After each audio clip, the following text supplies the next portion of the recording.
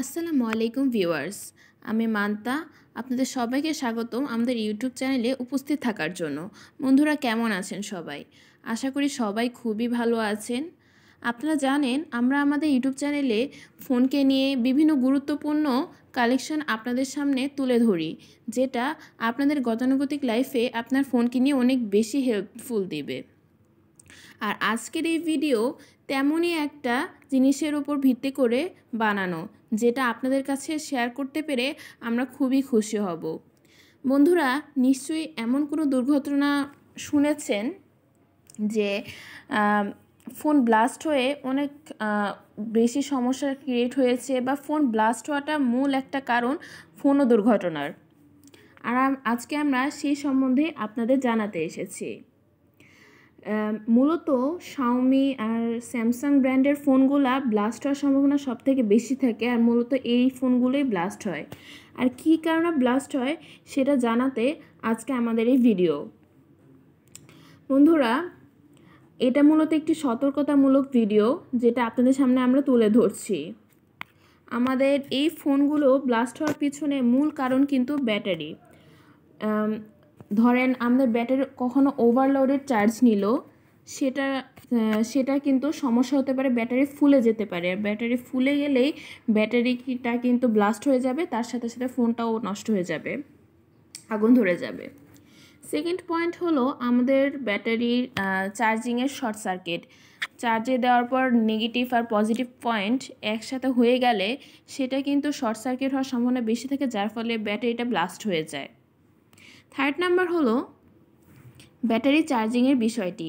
আমরা কেউ আমাদের যে অ্যান্ড্রয়েড ফোনের ব্যাটারিগুলো আলাদাই দেওয়া থাকে ফোনের সাথে, যেটা হলো ওভারলোডে চার্জটা নিতে পারে, চার্জের ক্যাপাসিটিটা ধরে রাখতে পারে।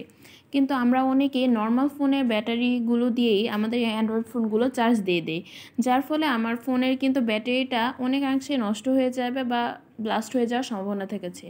তার মানে ঘুরে ফেলে বন্ধুরা কি বুঝলেন যে আমাদের ব্যাটারিটাই মূল প্রবলেম ফোনটা ব্লাস্ট হওয়ার জন্য। তাই আমাদের ব্যাটারিটা কিভাবে সেফে রাখবো, কিভাবে ব্লাস্ট হবে না, সেই সম্বন্ধে আজকের এই সতর্কতামূলক ভিডিও। বন্ধুরা, আপনার প্রথমে যেটা আমরা বলে রাখছি যে আমাদের ফোনের আমি যে লাস্ট পয়েন্টটা বললাম যে যার কারণে ফোনের ব্যাটারিটা লস হতে যে ব্যাটারি চার্জিংয়ের বিষয়, আমরা সবসময় আমাদের অ্যান্ড্রয়েড ফোনের যে ব্যাটারি সেট করা থাকে ওই ব্যাটারি দিয়ে সবসময় চার্জ দেব। যদি আমরা অন্য কোনো নর্মাল ব্যাটারি দিয়ে আমার অ্যান্ড্রয়েড ফোনের চার্জ দেই তাহলে কিন্তু সমস্যা হবেই। তাই আমাদের যদি ওই অ্যান্ড্রয়েড ফোনের কালেকশন করা ব্যাটারিটা নষ্ট হয়ে যায়, তাহলে আমরা সেম ব্র্যান্ডের আরেকটা চার্জার কিনে তারপর চার্জ দেব। না হলে যদি নর্মাল ব্যাটারিতেই আমরা চার্জ দিয়ে থাকি তাহলে কিন্তু সেটা অনেক প্রবলেম হবে। সেকেন্ড হলো খামখেয়ালিপনা। বন্ধুরা, এটা ব্যাড হ্যাবিট বলতে পারেন, খামখেয়ালি বলতে পারেন, যে আমরা আমাদের ফোনটা অনেক সময় ইউজ করতে করতে সানলাইটের নিচে রেখে দেই। অনেক সময় আপু বা আন্টিরা রান্না করতে করতে কিচেনের পাশেই আমাদের ফোনটা রেখে দেন। এতে কি হয়? এতে এটাই হয় যে আমাদের ফোনের প্রসেস বা ফোনের র্যাম রোম, এমনিতেই তো ফোনের কাজটা গরম থাকে, তার উপরে যদি আপনি গরম কোনো জায়গায় রাখেন, ফোনটা অবশ্যই বেশি গরম হয়ে ব্লাস্ট হওয়ার সম্ভাবনা অতিরিক্ত পরিমাণে বেড়ে যায়। তাই এরপর থেকে আমাদের খেয়াল রাখতে হবে যে ফোনটা আমরা যেখানে রাখবো, ফোনটা যদি আমরা গরম কোনো জায়গায় না রাখি, ফোনটা সবসময় খোলা জায়গায় রাখি বা কুল কোনো জায়গায় রাখি। থার্ড হলো যে আমরা এমন অনেকেই করি যে ফোনটা চার্জিংয়ে রাখা অবস্থায় ঘন্টার পর ঘন্টা আমরা ফোনে কথা বলছি, ফোনে ভিডিও দেখছি, এমনকি ফোনে পাবজি টাইপ ওভারলোডেড গেমস খেলছি। অবশ্যই সেটা আমাদের ফোনের ক্ষতির কারণ হবে, কারণ ফোনটা এমনিতেই আমাদের চার্জটা নিচ্ছে। অন্যদিকে আমরা এরকম ওভারলোডেড চার্জটা লস করার ক্ষেত্রে কিন্তু আমার ফোনটা অলরেডি গরম হয়ে যাচ্ছে, প্রসেসটা গরম হয়ে যাচ্ছে, র্যাম রোম গরম হয়ে যাচ্ছে, ব্যাটারিটা অবভিয়াসলি গরম হচ্ছে, যার ফলে ফোন সহ ব্যাটারিটা ব্লাস্ট হয়ে যাওয়ার সম্ভাবনা অনেক বেশি থাকে। তাই আপনাদের সবাইকে রিকোয়েস্ট থাকলো যে এই কাজগুলো অবশ্যই আপনারা করবেন না। হ্যাঁ, ফোনে চার্জিংয়ের সময় আমাদের ইম্পর্টেন্ট কোনো টেক্সট আসতে পারে বা ইম্পর্টেন্ট কোনো কল আসতে পারে, সর্বোচ্চ 5 মিনিট বা এরকম, কিন্তু আমরা ওভারলোডেড কাজ করলে অবশ্যই সেটা ফোনের জন্য ক্ষতিকর দিক হিসেবে পরিচিতি লাভ করবে। তাই আমরা অবশ্যই খেয়াল রাখবো যেন এই 3টি জিনিস আমরা অবশ্যই না করি। বন্ধুরা, সবাই বুঝতে পেরেছেন? আশা করি সবাই বুঝতে পেরেছেন।